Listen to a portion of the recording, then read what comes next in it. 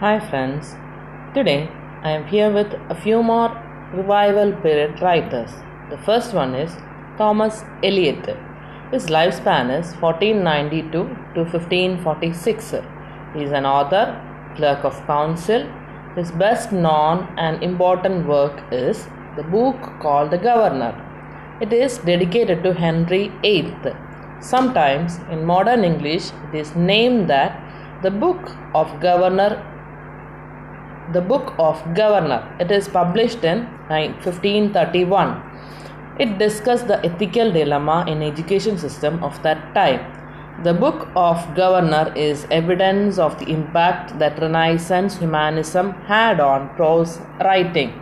So this is about primary information regarding Thomas Elyot and his important work, the book called Governor. So what is Renaissance humanism? Renaissance humanism is an intellectual movement that originated in 13th century, but the idea of calling humanism really arose in the 19th century. So when we are learning the literature, we should know these kinds of terms, especially. So then only we will be able to understand the runners of each period, and also to understand the literature in a most beautiful manner. So we should know what is Renaissance humanism. We already know that humanism evolved during the 19th century, but Renaissance humanism was there in the 13th century or 14th century. It originated in the 13th century and flourished in the 14th century. So what is Renaissance humanism? It is began to use the knowledge, love, and maybe the obsession with the past that they studied in the classical text. So that is what Renaissance humanism. So during the 14th century, the writers were very much interested, or they wanted to know more about the classical text.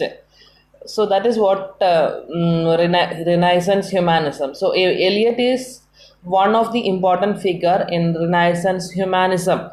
So that is about Renaissance humanism and the connection of Thomas Elyot to Renaissance humanism. Now we are moving on to the next points of Thomas Elyot. Elyot composed the first English dictionary of classical Latin, that is Latin dictionary, that composed in the year of 1538. Other important works are The Defense of Good Women, that is in 1540, dedicated to Henry VIII new wife Anne.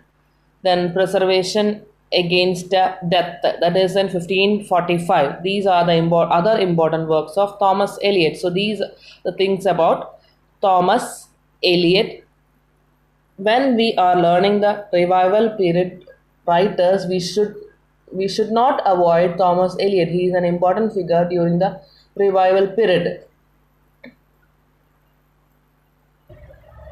Now the next person is William Tyndale. His lifespan is 1494 to 1536. He is a biblical translator and a theologian. Then finished his translation of New Testament in English in the year of 1525. So he is related to biblical translation, William Tyndale. His first original composition was A Pathway into the Holy Scripture. So that is his first composition. It is reprinted of his prologue to the quarto edition of the New Testament. That is what his original composition, A Pathway into the Holy Scripture. Then other works are The Parable of Wicked Mammon, that is in 1523. So that is a Parable of Wicked Mammon. That is a work of William Tyndale that he composed in the year of 1523. Then the next one is The Obedience of Christian Man, that he had completed in the year of 1527 to 28. Then Tyndale's translation of the Bible was opposed by Henry VIII, and the church officials condemned it.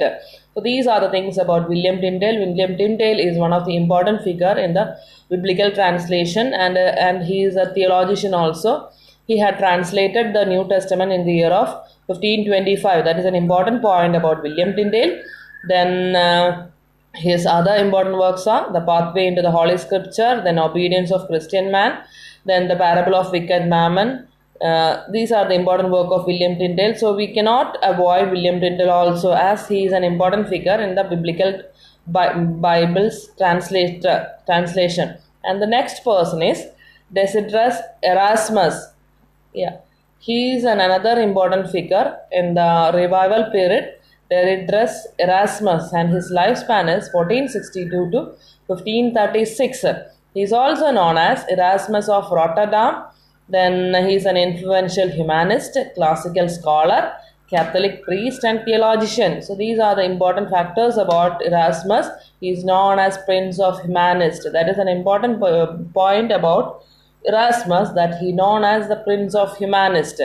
In the year of 1500, he gathered 818 and some commentary into the new little volume called Adagia Collectane. So he gathered 818 proverbs in Latin and some commentary into a new volume called Adagia Collectane. So that is what the collection is known as. He had a good relationship with Sir Thomas More and John Colt. We have already learned about Thomas More and about his Utopia.